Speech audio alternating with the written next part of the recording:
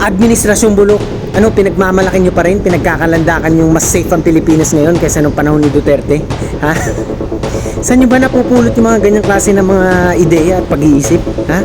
Etong nangyaring pamamaril sa loob ng paaralan dun sa Leyte, ha? Yung shooting incident na yan, na kumitil sa mga buhay ng mga minor de edad at mga estudyante na nadamay din dahil dyan sa paglalakas loob ng dalawang kabataan na to na magdala ng baril sa loob ng paaralan. Ha? Yung panahon ni Tatay Digong, hindi ganyan kalalakas sa loob ng mga minor de edad na yan na gumawa ng krimen. Hindi ganyan, hindi ganito kalupit ang mga kabataan. Ang daming mga balita ngayon na yan, nanununtok na lang sa publiko, mga violence kaliwat kanan. Pero nung panahon ni Tatay Digong, may takot sila sa batas dahil nga sa kamay na bakal ni Duterte. At talagang nai-enforce na maigi ang batas nun, hindi katulad ngayon na bulok ang sistema. Ha? Tapos isa pa tong si Senator Kiko Pangilinan. Kiko Pangilinan, tama ba yung nabasa ko to sa internet, yung statement mo na wag mo nang pakawalan yung dalawang namaril? Kiko Pangilinan, baka nakakalimutan mo. Ikaw pa naging author nung batas na Juvenile Justice and Welfare Act. Balik mo ang sarili mo sa 2006, taong 2006, nang matandaan mo na ganyan nga, ano yun, parang nagbibigay proteksyon pa sa mga minor de edad eh, di ba?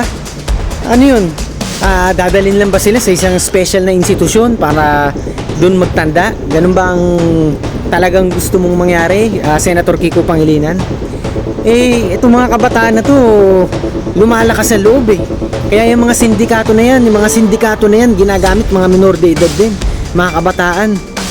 Dahil nga alam siguro nila na yun nga, na hindi katulad ng above 18 na edad, eh pagka nakumit ng batas makukulong, pero yung mga minor de edad protektado sa ilalim ng batas na yan, hindi sila makukulong at yan nga, ipapadala sa special na institusyon.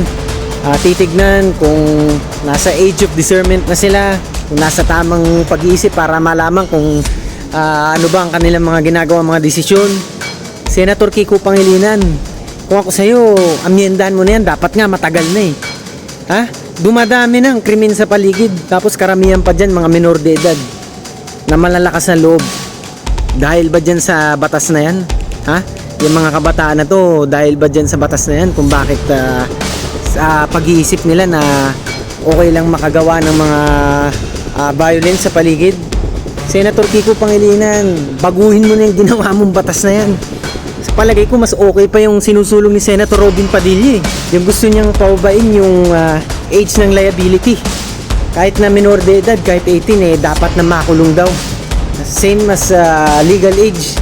Nang sa ganun eh, yung mga kabataan eh, talagang madala sa kanilang mga pagsisiga at sa kanilang mga violence na ginagawa sa publiko.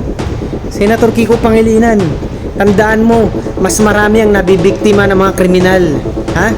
Kaysa ang proteksyon ang iniisip mo ng mga minor de edad. Alam mo, kung talagang hindi sila illegal, kung hindi sila utak kriminal, ha? Hindi na magiging problema kahit na alisin yung batas na yun o baguhin man lang.